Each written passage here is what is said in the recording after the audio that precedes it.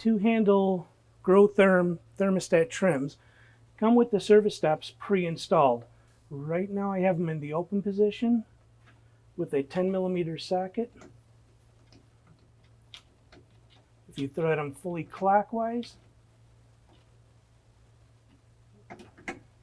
that will shut the water off to the valve so you can do any maintenance that may need to be done. To clean the check valve screens with a 15mm socket.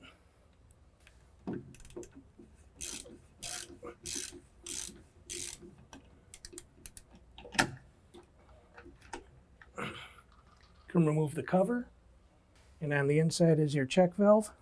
Easiest with a pair of needle nose pliers. Just reach in,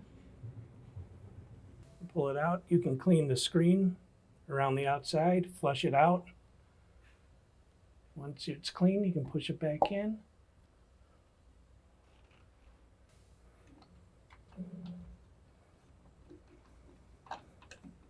Reinstall the cap.